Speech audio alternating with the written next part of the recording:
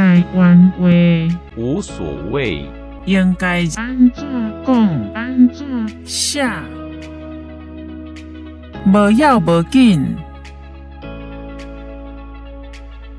内容是从台湾闽南语常用词词典引用，释义无所谓，无关紧要，形容人做事懒散、不用心，没什么责任感。例我替伊烦恼甲要死，伊就是无要无紧。